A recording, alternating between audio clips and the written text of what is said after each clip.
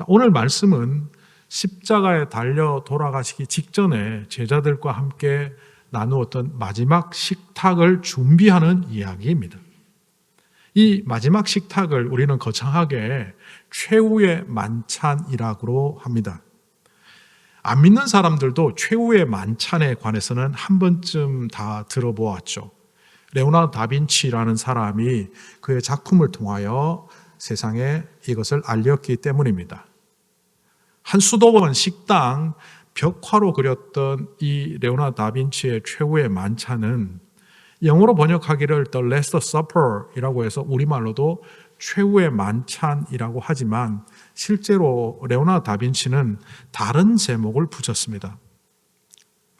Il Cenacolo di Leonardo da Vinci. 이태로 이렇게 이름을 붙이는데 레오나르도 다빈치의 식당 혹은 레오나르도 다빈치의 다락방 이렇게 번역할 수 있습니다.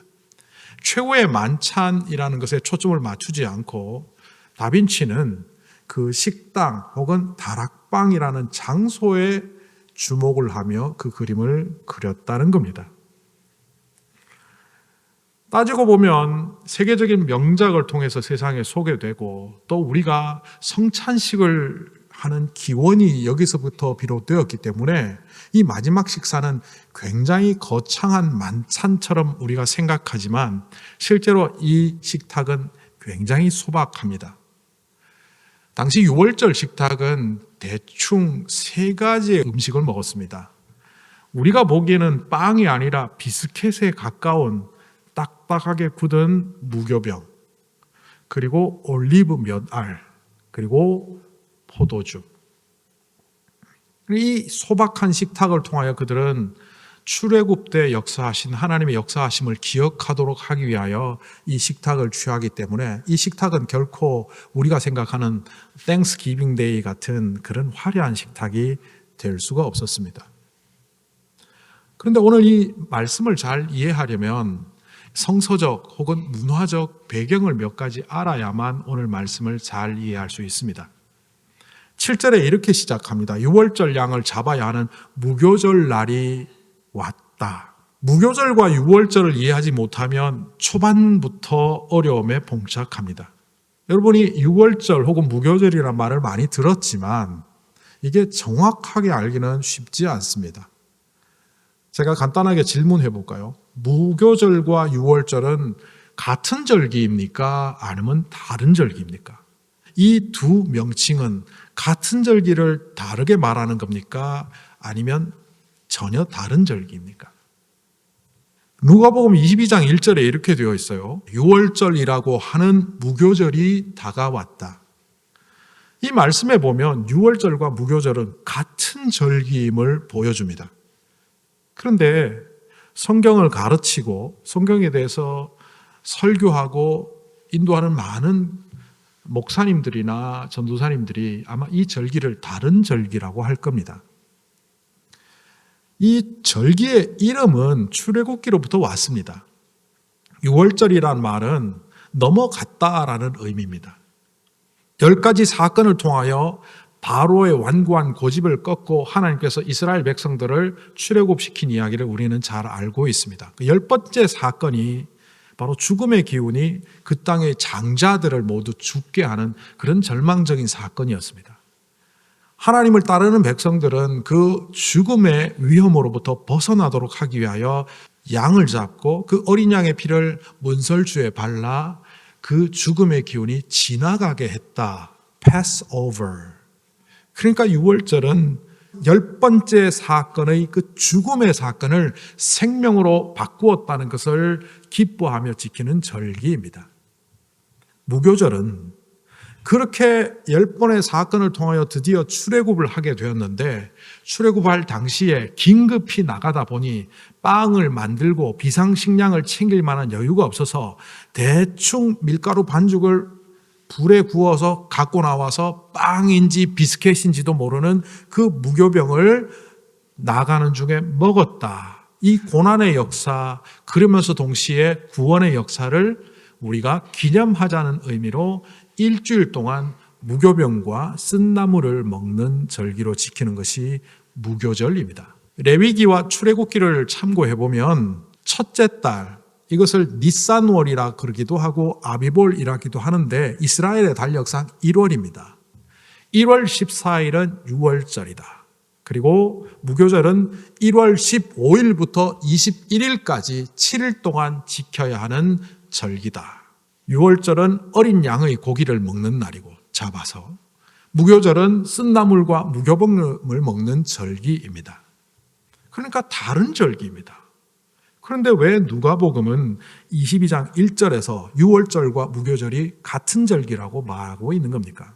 한 신학자가 이런 것을 두고 구약과 신약을 추적해 보면 성경의 부정확함을 드러내는 12가지가 있는데 그 중에 하나가 이런 거라는 거죠. 혹시 여러분들도 성경 읽다가 이렇게 부딪히는 부분이 나타나면 부정적인 시각으로 보면서 이렇게 잘못 이해하십니까? 에스겔서 45장에 보면 이런 구절이 나옵니다. 첫째 달 열 나흔 날에는 너희가 유월절을 지켜라. 이 절기는 유월절을 말합니다. 이 절기에는 이래 동안 누룩을 넣지 않은 빵을 먹어야 한다. 1월 14일이 되면 유월절을 지키기 시작해야 되는데 이 절기를 7일 동안 무교병을 먹으며 지키라는 겁니다. 뭐야? 유월절 이야기야? 무교절 이야기야? 그런데 출애굽기가 기록되고 레위기가 기록되던 그 당시와 에스겔서가 기록되던 그 시간차는 무려 1000년이 납니다. 그리고 에스겔은 바벨론 포로로 잡혀가서 예루살렘 성전도 무너지고 이스라엘 백성들의 아이덴티티가 무너지는 그때에 유월절을 지키라고 하면서 유월절과 무교절을 겹쳐서 말합니다. 이 바벨론에서 신앙의 유산이 있다면 크게 두 가지가 있습니다. 유월절 신앙을 끝까지 붙잡았다는 겁니다. 다르게 말하면 무교절과 유월절을 하나로 만들어서 지켜왔다는 겁니다. 두 번째는 예루살렘 성전이 무너지고 예루살렘 성전을 향하여 기도하고 함께 모여서 예루살렘 성전을 위하여 기도하던 그들이 그것이 무너지니까 따로 건물을 짓기 시작했고 그 건물에서 모여서 말씀 보며 예배드렸는데 그것이 바로 시나고그 회당입니다. 가버나움 회당이라고 말하는 그것은 사실은 바벨론에서 만든 그 시스템이 다시 돌아와 유대 땅에 정착시킨 신앙적 형태입니다. 1000년이 지나는 동안 그들은 그렇게 조금씩 바뀌었지만 본질을 회복하기 위하여 유월절을 지켜온 겁니다. 그리고 500년이 흘러 예수님의 시대가 되었으니 예수님의 시대는 에스겔의 신앙적 흐름을 이어서 유월절과 무교절을 같은 날로 보고 있는 겁니다. 그러니까 구약적 전통으로 보면 다른 날이지만 에스겔 시대 이후로 그 날은 같은 날이 되었습니다. 근데 정말 중요한 것은 긍정적인 눈으로 보면 이 날이다 저 날이다 날짜가 중요한 게 아니라 그 날의 의미가 중요합니다. 예수님을 비롯하여 예수님의 제자들까지 이 유월절을 지키고 있는 이유가 뭘까요? 요즘 우리가 새벽에 계속 묵상하고 있는 성경 본문은 요한계시록입니다. 요한계시록에서 가장 중요한 문구 하나가 있다고 제가 새벽에 계속 강조했습니다. 그것이 바로 어린 양입니다. 유월절 어린 양이 물설주에 피를 발라 희생함으로 말미암아 구원의 날이 왔던 그 유월절의 의미처럼 어린 양 예수께서 십자가의 피를 흘리심으로 이 땅에 죽음은 가고 생명의 역사가 왔고 그것을 통하여 마지막 때에 심판의 날, 구원의 날을 열어가시는 어린 양 잔치가 있을 것이라는 것을 강조하는 것이 요한계시록이고 보면 이 어린 양은 굉장히 중요한 의미로 다가옵니다. 그런데 유월절 식탁을 준비했던 그 제자들은 어떤 마음이었을까요? 예수님은 본인이 하루 이틀 후에 돌아가신다는 걸 알고 있었기 때문에 이 식탁은 죽음의 식탁이었을 겁니다. 눈물의 식탁이었을 겁니다. 제자들은 유월절 명절에 신나서 예수님이 준비하라고 하는데 반까지 생기고 준비해주는 도와주는 사람까지 생겼으니 신나게 모여서 먹는 기쁨의 식탁이었을지도 모릅니다. 근데 주님은 그 유월절 식탁을 통하여 오늘날 성찬의 기원이 되었던 살과 피를 말씀하시며 주님의 죽으심을 선언하셨습니다. 저는 이 6월절 식탁을 묵상하니까 옛날에 제가 들었던 대중가요가 하나 떠올랐습니다. 한국에 예전에 유행했던 G.O.D라는 가수의 어머니께라는 노래가 있습니다. 저는 그 노래가 짜장면인 줄 알았는데 노래 제목이 어머니더라고요. 그 노래에 기억나는 가사는 이렇습니다. 가수가 막 랩을 하면서 어머니는 짜장면이 싫다고 하셨어. 어머니는 짜장면이 싫다고 하셨어. 그러면서 이렇게 살아가고 저렇게 살아가고 이런 얘기를 합니다. 그 가사의 내용은 이렇습니다. 아주 가난한 집안에서 말 안 듣는 아들이 어머니한테 불효를 저지르다가 어느 날 짜장면이 먹고 싶다고 조르다가 없는 돈에 짜장면 한 그릇만 시킨 거예요. 그리고 엄마 안 먹어? 하니까 나 짜장면 싫다. 나는 짜장면 싫어한다. 그러다가 시간이 많이 흘러서 어머니가 고생을 하고 어머니가 짜장면을 되게 좋아하는 사람이라는 걸 이 아들이 철이 들면서 알게 됐고 철이 들고 나니까 어머니는 병으로 돌아가신 거예요. 그래서 이 짜장면을 먹는 아들은 짜장면을 먹을 때마다 우는 거예요. 그런 가사입니다. 제가 가사를 다 찾아서 읽어보니까 그런 가사예요. 그래서 야이야이야 그러면서 짜장면 얘기하는데 짜장면 먹으면서 우는 거예요. 이 첫 번째 식탁을 준비할 때는 신나서 돌아다녔던 제자들이 십자가 사건 이후에 모임을 가졌을 때마다 성찬의 나눔을 가질 때마다 그들의 식탁은 눈물의 식탁이었을 것 같습니다. 그때는 몰라서 뭣도 몰라서 맛있게 먹었지만 이 빵이 주님의 살이고 이 잔이 주님의 피고 이것이 나 때문에 죽으신 주님의 희생임을 알게 된 철든 성도들은 그것을 눈물 없이 먹을 수 없는 식탁으로 만들었을 것이고 그것이 전해져서 바로 오늘 우리에게까지 예배의 성찬으로 전해지는 겁니다. 결국 오늘 이 6월절과 무교절은 구약의 전통으로서 우리에게 다가오는 것이 아니라 바로 이것이 십자가의 어린 양의 보혈의 공로라는 것 때문에 결국 이 6월절과 무교절을 준비하라는 이 말씀은 십자가의 피공로를 헛되이 여기지 않고 이 땅에 십자가의 영광을 드러내도록 준비하라는 말씀으로 우리에게 들려옵니다. 오늘 이 말씀을 보다 보면 조금 이상한 장면이 하나 있습니다. 문화적 요소, 유대의 전통을 아는 분들이라면 이 장면은 그냥 지나칠 수가 없습니다. 10절에 이렇게 나옵니다. 너희가 성 안으로 들어가면 물 한 동이를 메고 오는 사람을 만날 것이니 그가 들어가는 집으로 따라가라. 물 한 동이를 메고 가는 남자. 우리말로는 남자로 되어 있지 않지만 헬라어로 보면 이 사람이 남자입니다. 물동이는 과거의 역사 속에서 문화적으로 보면 이거는 여성의 물건입니다. 창세기에 보면 리브가가 물동이를 지고 우물가로 왔던 장면이 나오고 요한복음에 보면 수가성 여인이 예수님을 만나는 장면에서 물동이를 버려두고 복음을 전하러 가는 장면을 볼 때 이 여성과 물동이는 뗄래야 뗄 수 없습니다. 그런데 이 남자가 물동이를 메고라고 되어 있지만 사실은 이고 가는 겁니다. 당시에 남자들도 물을 기를 때가 있었습니다. 그런데 물을 기를 때는 가죽부대, 짐승의 가죽으로 만든 가죽부대에 물을 담고 어깨에 메고 다녔지 물 항아리, 물동이를 머리에 지고 가는 일은 거의 없다고 보는 것이 맞습니다. 또 이 물동이를 지고 가는 사람을 어떻게 만났을까? 베드로와 요한을 보낸 이유는 베드로와 요한은 과거에 예루살렘에 와본 경험이 있어서 이 길을 알고 있었습니다.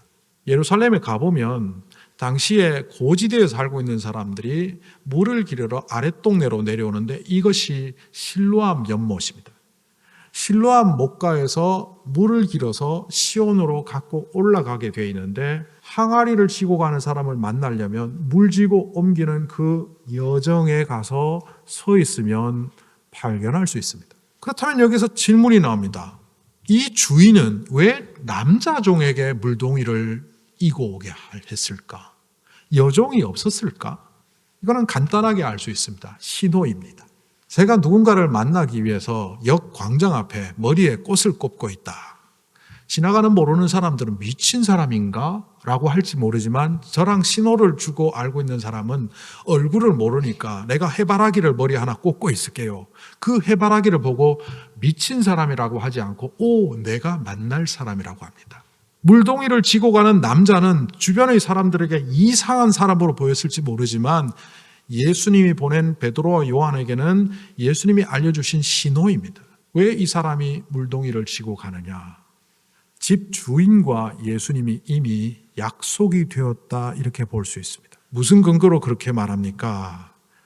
11절 12절입니다. 그 집주인에게 말하기를, 선생님께서 당신에게 말씀하시기를 내 제자들과 함께 유월절 음식을 먹을 그 방이 어디 있느냐고 물어보아라. 그러면 그 사람은 자리를 깔아놓은 큰 다락방을 너에게 보여줄 것이다. 예수님이 원체 신적인 능력이 있으니까 안 보고도 이렇게 잘 아시네 라고 보실 수도 있지만 이것은 약속이 되었다는 겁니다. 자리를 깔아놓은 큰 다락방, 그냥 다락방도 아니고 큰 다락방입니다. 성지에 가보시면 마가의 다락방이라고 알려진 그 다락방은 우리가 생각하는 좁은 방이 아닙니다. 말 그대로 어퍼룸입니다. 어퍼룸. 좀 높은 곳에 있는 방인데 100명도 넘게 들어갈 수 있는 아주 넓은 공간입니다. 이 공간을 쓸고 닦고 자리 깔려면 며칠을 준비해야 됩니다. 특별히 유대인들은 유월절을 준비할 때 반드시 해야 되는 게 있습니다. 집에 누룩을 제거하는 겁니다. 누룩 빵 반죽에만 넣는 것이 아니라 부엌에 하나라도 남아있으면 안 되기 때문에 얼마나 철저히 씻어내고 닦아내는지 모릅니다. 그런데 거기에 누룩에 포함되는 게 하나 있습니다. 곰팡이. 먼지 곰팡이도 남겨두면 안 되기 때문에 집안 곳곳을 닦아내고 쓸어내기를 며칠을 해야 됩니다. 그런데 이 방은 굉장히 큰 방입니다. 자리를 깔아놓았다라는 얘기는 준비되었다는 겁니다. 철저히 준비된 이 방은 예수님과 이 집주인이 미리 약속하거나 혹은 예수님께서 언지를 주셔서 내가 언제 유월절 전날 갈 테니 잘 준비하라, 물동이를 지고 가는 남자들을 찾는 두 사람을 내가 보내겠다 하지 않았다면 이거는 있을 수 없는 사건입니다. 그런데 여기서 이 집주인의 준비를 보면서 약간 뜬금없지 않습니까? 성경에 보면 뜬금없는 사람들 굉장히 많이 등장합니다. 이 뜬금없는 사람들 가만히 보면 갑자기 등장했어요. 아리마대 요셉이라는 사람이 예수님의 장례의 상주가 됩니다. 예수님이 십자가에 돌아가시고 시신이 되었을 때 그 상주는 예수님의 제자들이 되어야 합니다. 제자들 다 도망갔습니다. 성경 어느 곳에도 나오지 않던 아리마대 요셉, 그 사람은 보니까 굉장한 부자일 뿐만 아니라 산헤드린 공의회 의원입니다. 예수님을 십자가에 달려 죽게 하는 그 반대편에 섰던 무리의 핵심 멤버들이 산헤드린에 있는데 거기 멤버입니다. 나중에 사도행전에 나오는 자료들을 보면 이 아리마대 요셉은 거기에 찬성하지 않았던 것이 분명합니다. 어쨌든 예수님을 지지하는 사람이라고 드러내면 손에 막심한 그 상황 속에서 이 사람은 뜬금없이 나타납니다. 그를 성경에서는 이렇게 소개합니다. 그는 거룩한 공의 의회원이었을 뿐만 아니라 하나님의 나라를 기다리는 자였더라. 바로 뜬금없이 나타났던 그 아리마대 요셉 때문에 구약에 예언되었던 부자의 무덤에 예수님께서 묻힌다는 그 예언은 성취되었습니다. 예루살렘 입성할 때 뜬금없던 사람 또 하나 있습니다. 나귀 주인. 이 사람은 어떻게 나타나는지 모르지만 제자들이 가서 주님께서 쓰시겠다 하니까 기꺼이 내어줍니다. 그런데 그 나귀는 병들었거나 시원찮은 나귀가 아니라 건강하고 쓸만한 나귀입니다.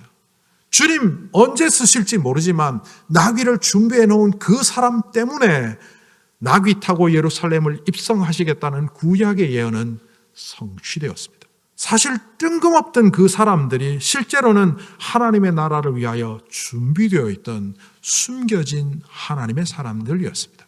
오늘 이 다락방 주인을 마가의 다락방이라고 신학자들은 말하지만 그 근거는 명확하지 않습니다.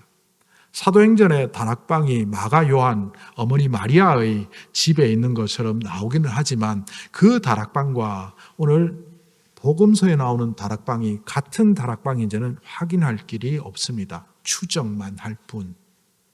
어쨌든 누군지 모르든 마가의 어머니 마리아이든 이 다락방의 주인은 언제 이렇게 준비되었는지 모르지만 준비된 채 주님을 맞이합니다.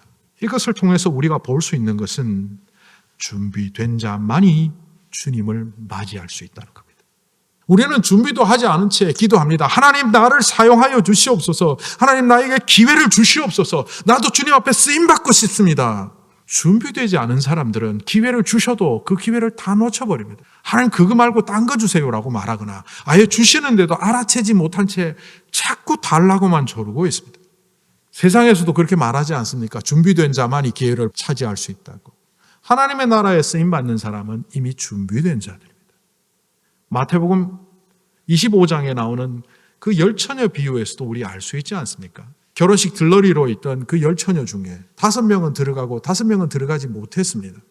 신랑이 언제 올지 모르는 그날인지라 5명은 게을리했고 5명은 준비를 했습니다. 기름을 준비한 이 5명은 결국 거기에 참여할 수 있었던 것을 보면 준비된 자만이 주님이 주시는 그 나라에 참여할 수 있다는 겁니다. 그렇다면 우리는 무엇을 준비해야 될까? 오늘 말씀에서 유월절을 준비하여라 했을 때 유월절에는 준비하는 게 명확하지 않습니까?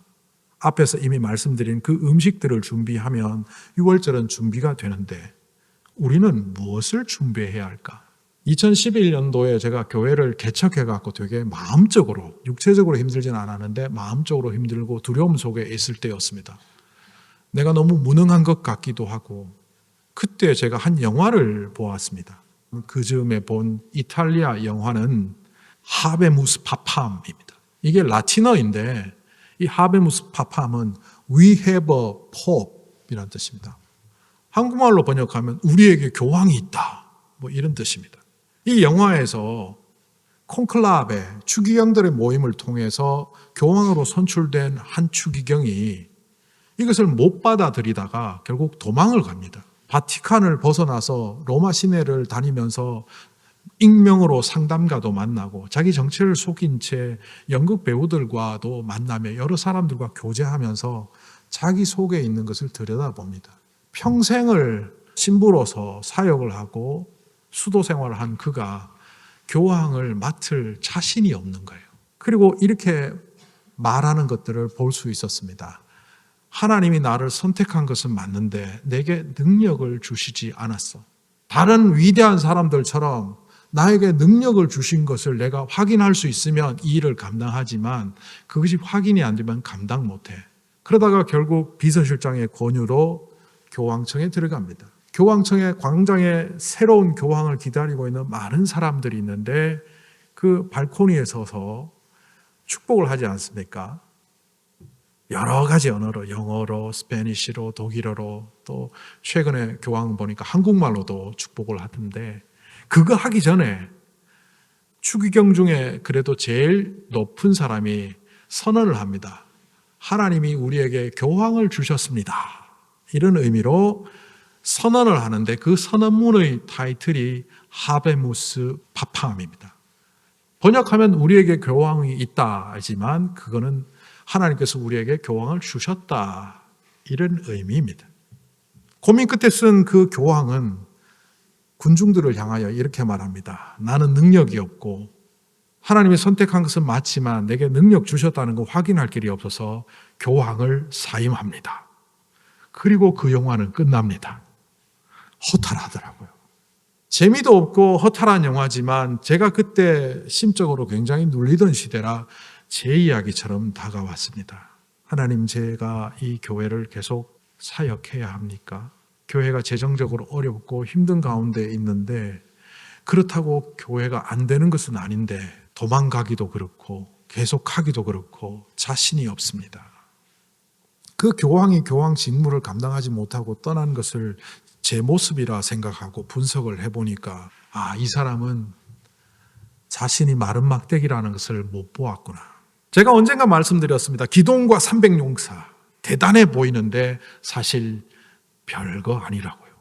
이스라엘 백성들은 광야에서 독사에게 물렸을 때 놋뱀 지팡이를 모세가 드니까 그것을 보고 사람들이 살아나는 것을 보고 모세가 사라진 이후 그 놋뱀 지팡이를 누스단이라고 하여 무려 700년 동안 산당에서 신처럼 섬겼던 것을 성경에서 우리는 봅니다. 주님께서 제게 말씀해 주신 것은 느후스단이나 기드온의 300용사나 그들의 능력으로 하는 것이 아니라 마른 막대기가 주님 손에 붙잡히면 홍해도 가르고 반석도 쪼개지만 그것이 세상의 손에 잡혀버리면 부지깽이에 불과하다. 너의 능력으로 내가 사용하는 것이 아니라 나의 능력으로 너를 붙잡았으니 너는 내게 사로잡힌 마른 막대기다. 결국 무엇을 준비하느냐? 교황으로서 직무를 감당할 능력과 패기와 지혜와 그런 것을 준비할 수가 없습니다. 나는 마른 막대기구나. 주님이 부지깽이로 사용하든 장군의 홀로 사용하든 임금의 홀로 사용하든 사용하시는 대로 순종하겠다는 그 순종의 마음과 겸손의 마음이 있으면 우리는 준비된 자입니다. 성경에 나오는 뜬금없었던 그 사람들 중에 대표적인 한 사람은 사실은 골리앗 앞에 선 다윗입니다. 엘라 골짜기에 이스라엘 군대를 급박하던 그 거인 장군 골리앗은 사람들을 두렵게 했습니다. 상당히 키가 크고 덩치가 좋았던 사울 왕조차도 그 앞에서는 어린아이처럼 쫄았습니다.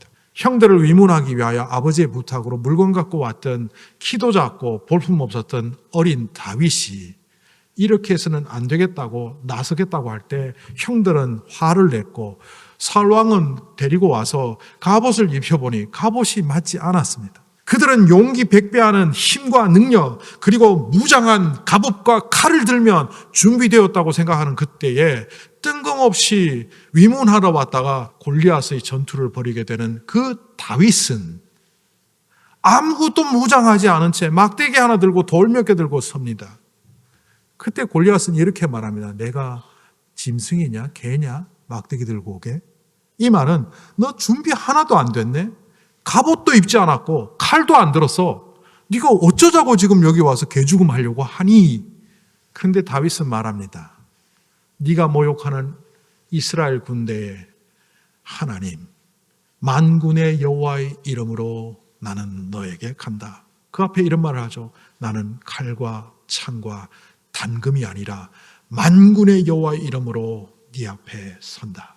뜬금없이 위문하러 왔다가 전쟁터의 주인공이 되었던 다윗은 무엇이 진짜 주인비인지를 알았습니다. 제가 여러 번 얘기했기 때문에 여러분 외우실 겁니다. 만군의 여호와 아도나이 차바오트. 아도나이는 여호와라고 보시면 되고 차바오트는 영어로 바꾸면 warrior of warriors입니다. 우리말로 하면 백전백승하는 하나님. 전쟁터에서는 절대로 지시지 않는 하나님. 만약 그가 야 내가 이 물맷돌로 사자도 잡고 곰도 잡았던 거 몰라? 너도 죽일 수 있어. 내가 이래봬도 목자로서 최고야 라고 자신을 의지하지 않았습니다. 이 물맷돌이 보통인 물맷돌인 줄 알아? 이거 맹수들도 죽이는 거야. 자기의 무기를 자랑하지도 않았습니다. 단지 자기와 함께 하시며 자기의 주인 되시며 자기를 지키시고 역사하시는 그 하나님의 이름을 붙잡고 섰을 때 그는 완벽히 준비된 주님의 마른 막대기가 되었습니다. 여전히 내가 능력으로 내 이름으로 내가 할 수 있다는 것으로 해보려고 하는 그런 사람들은 주님의 나라를 이 땅에 이룰 수가 없습니다. 그 영화의 제목 하베무스 파팜 이 라틴어를 제가 이렇게 바꾸어 봅니다. 하베무스 크리스툼. 내가 만약 영화 감독이었다면 그 교황이 나는 능력도 없고 그래서 할 수 없지만 We have the Christ. I have the Christ. 내게는 그리스도가 있습니다. 만약 이렇게 말했다면 얼마나 좋았을까? 우리는 무엇을 준비해야 합니까? 주님의 오심을 준비해야 되는 우리들에게 무엇이 진정한 준비입니까? 일주일 여러분 삶 속에 이 말을 기억하십시오. 우리는 그리스도가 있습니다. 하베무스 크리스툼. 기도하겠습니다.